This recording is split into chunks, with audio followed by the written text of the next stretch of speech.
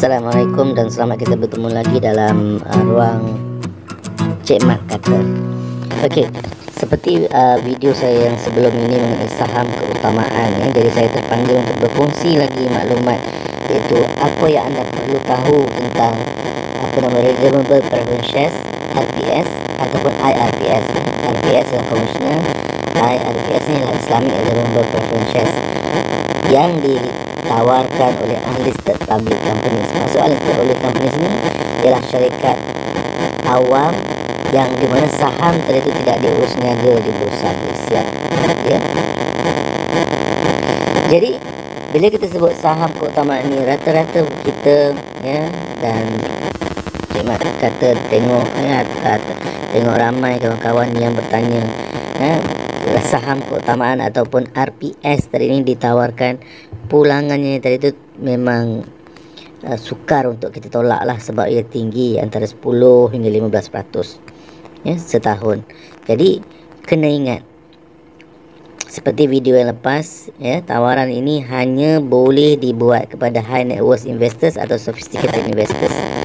Bermakna mereka yang menawarkan tadi itu, wakil mereka ya, wakil pemasaran mereka atau ejen mereka tadi ini mesti hanya boleh approach atau tawar mereka yang high net worth. Mereka tidak boleh membuat secara umum, contohnya iklan dalam Facebook ataupun buat ceramah secara terbuka. Ya, mereka mesti kenal pasti individu terlebih dahulu bagi memastikan mereka ni high net worth ya. Tujuannya ialah kenapa? Kerana tawaran ini hanya boleh dibuat kepada high net worth. Kalau ditawarkan kepada bukan high net worth ya, maka mereka boleh dikatakan tidak mematuhi garis panduan yang dikeluarkan oleh Suruhanjaya Security tadi itu. Ya.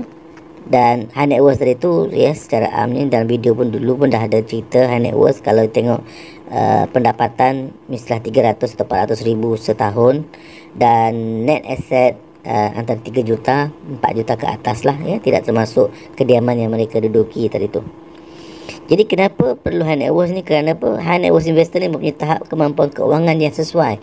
Sebab pelaburan ni mempunyai risiko yang tinggi. Kita kena tahu saham keutamaan ni memang berbeza dengan saham biasa ya. Saham biasa tadi ni liquidation atau likuidasi dari ke tahap kecairan tadi tu tinggi. Tapi saham keutamaan ni, kalau rata-rata kita yang dah berpengalaman tadi tu tengok dia ditawarkan dan dia akan di-lock atau dikunci selama 3 tahun 4 tahun bergantung kepada kontrak tadi tu. Dan jika sekiranya kita nak lupuskan saham tadi tu ya, kita mungkin dikenakan fee sebab premature, dia belum matang. Jadi kita kena jelas ya.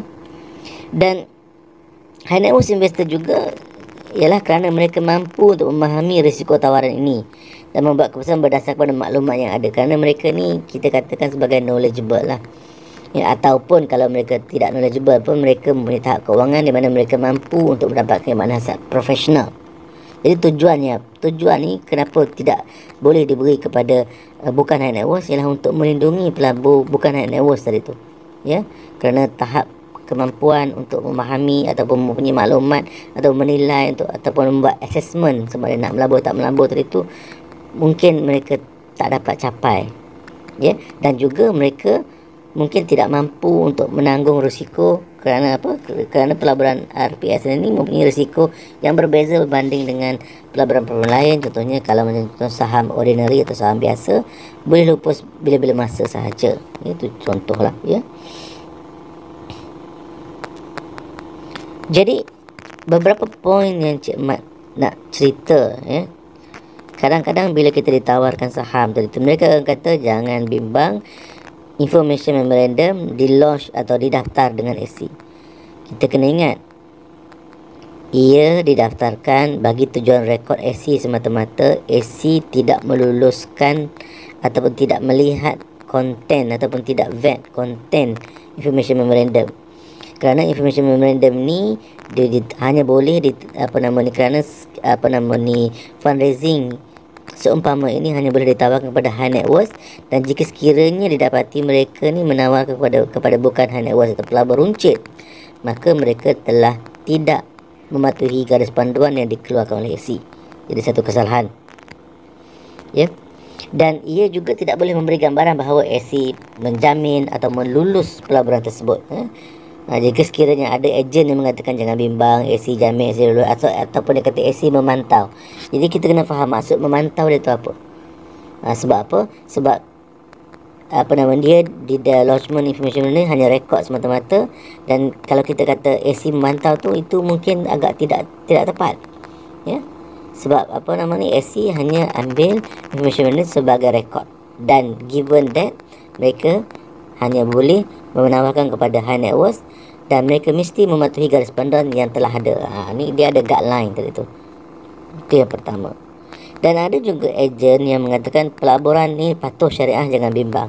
Patuh syariah dengan risiko pelaburan itu dua benda berbeza.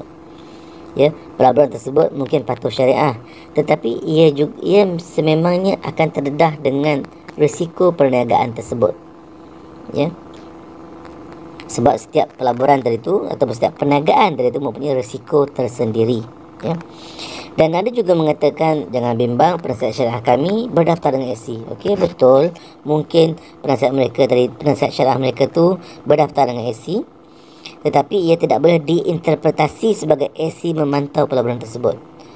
Ia hanyalah memastikan proses yang dilakukan dalam transaksi mereka tadi tu patuh syariah. Aktiviti mereka patuh syariah. Tapi kena ingat, macam saya katakan tadi tu, pelaburan tetap ada risiko. Patuh syariah, tak patuh syariah pun tetap ada risiko. Kena ingat. Dan ada juga mengatakan jangan bimbang transaksi melalui Bursa Malaysia, syariah platform katanya. Dan selalu kalau kita tengok, kita cuba faham balik, memang ada satu platform yang dikenali sebagai Bursa Suk Asila. Ya, di bawah Bursa Islamic Securities.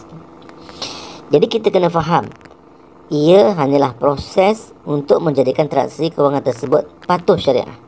Dengan cara macam mana? Instead of proses duit berlaku pergi dari A, B pada B, B pada B, lepas tu B pulang balik pada A, mana duit sahaja, pergerakan duit itu, dengan cara bila dalam platform Bursa Suk Asila ni ada komoditi, maknanya memberi gambaran kontrak bahawa orang ni sejumlah wang diberi untuk beli komoditi, lepas tu komoditi tadi tu ditebus gadai balik dan dapat wang balik. Jadi maknanya ia untuk dijadikan transaksi itu patuh syariah, dan ia tidak boleh digambarkan sebagai pelaburan tersebut diurus melalui Bursa Malaysia. Tidak boleh ada misrepresentation. Jadi kita kena faham.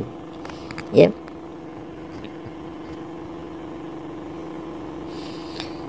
Jadi itu beberapa poin yang Cik Mat rasa pelabur yang berminat untuk saham kotak perlu tahu. Ya, sebab tak mahu ada nanti misrepresentation tadi tu oleh marketing agent tadi tu. Jadi apa yang anda perlu tahu? Ya. Satu, anda perlu mampu untuk memahami perniagaan tersebut.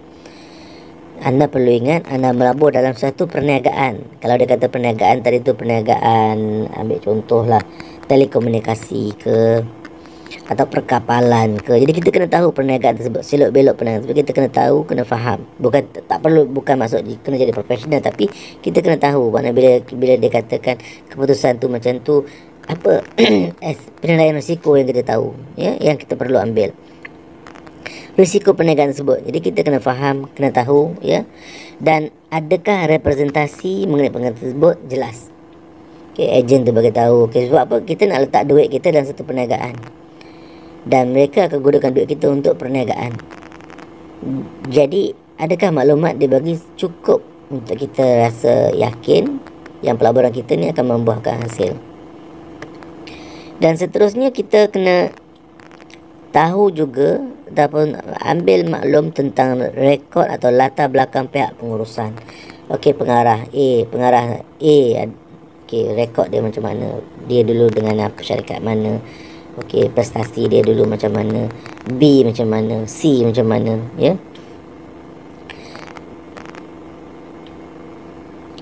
Dan juga kita kena tahu juga, selain itu ni cik nak tambah lagi, siapakah pemegang saham majoriti sekarang dalam syarikat tersebut.